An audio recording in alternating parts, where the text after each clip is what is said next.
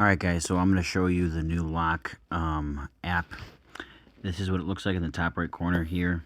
Okay, so if we open this up, this is the home screen. So when you open up the app, this is what it's going to come to. And essentially we had this app built, and what it does is very simple. It just incorporates all the information from DaVinci, which manages our locks, into this app, and it allows us to also put in tasks and put in move outs, so that way we can assign locks to those units without having to go through multiple apps and multiple steps. Okay, so essentially what we're going to do here, the first thing you want to do, there's a little drop down arrow at the top. We have to select the facility. So as the owner, you're going to have the ability to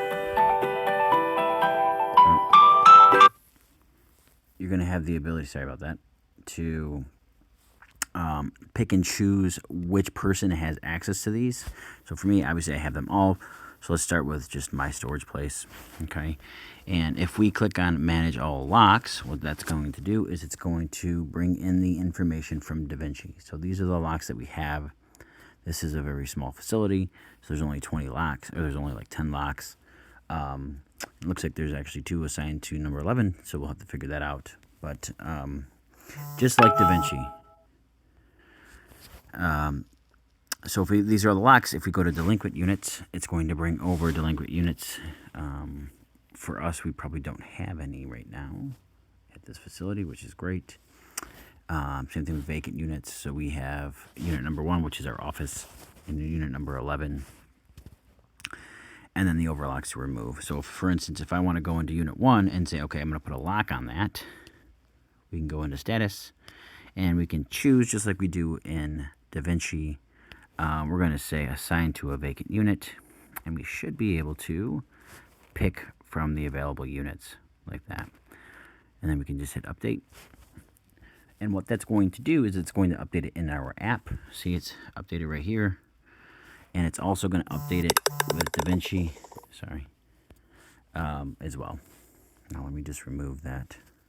So if I don't want that, I can just hit that app as being available, or that lock as being available, and it should take it right off there. Okay. So that's pretty much the gist of that. The next thing that we have is move out. So what I instruct my call center to do, so I have a girl that does call center for me, but essentially what she does is somebody calls and decides to move out, or if they mark it in ESS, she's going to come in here and put a record, and she's just going to pick whichever available units. So you can either pick it that way, or you can just type it in. Doesn't really matter. And this is the status, essentially is letting us know if it's been checked or not. So she will put it in as not checked. She'll make a note if she likes, check unit for turnover. And she can also assign it to somebody. So what you do is you check, okay, it's going to assign it, and then she'll hit save, and it will create that. It will also give me a notification. It will shoot over a notification to whoever you decided to send that to.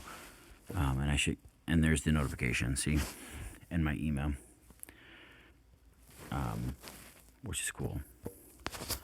Now, as your boots on the ground comes in, he's going to have this app, and he's going to go into move outs, and he says, okay, we got unit number 5. It's not checked yet.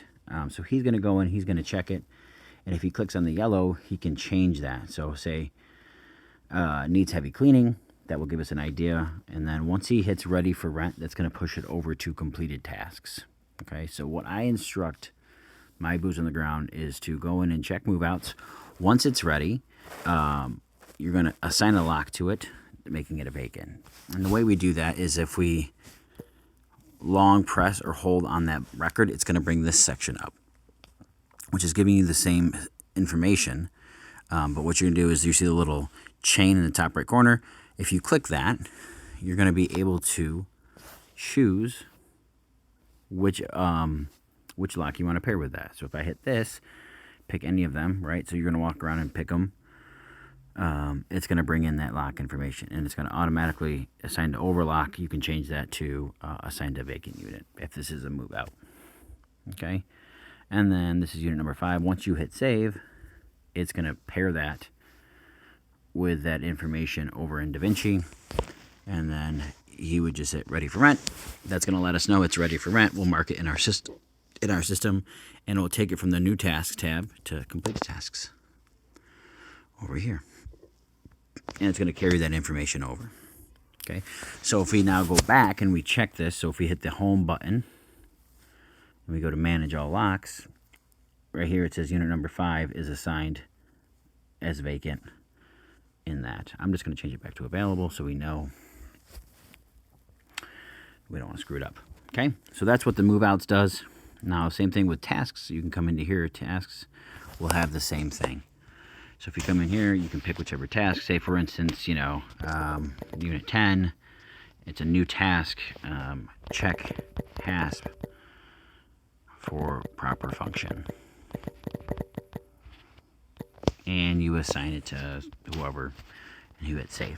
If they need to go in and they need to overlock it, so for instance, a lot of times what we'll have is we need to have the tenant take off their lock in order to put one of our locks on, so that way somebody can come and fix a spring.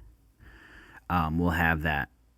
We'll have the boots on the ground go and put an overlock on there, and they can mark that right in here as well. And they can again hit the chain. It will come up. You can pick which one you want. But yeah, that's it. And then once they check it, they just hit completed, and that's going to push that task over to completed tasks. And that's perfect, right? So that's what we do for our boots on the ground. Again, these are the emails coming in here from the tasks.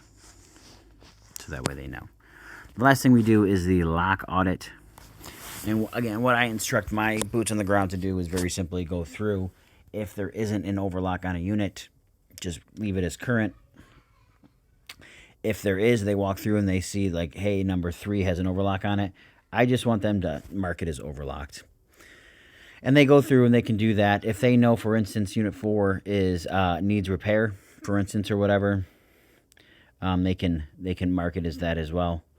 And once they go through all the units and mark those, all they have to do is to send that to our office, and they simply hit that button in the top right corner next to the house that looks like an envelope. That's going to be the email. And what you're going to do is type in your email, and you're just going to send it off. And it's going to generate that report. And once I get that email, what I'm going to do is I'm going to look and see, okay, this unit has an overlock on it.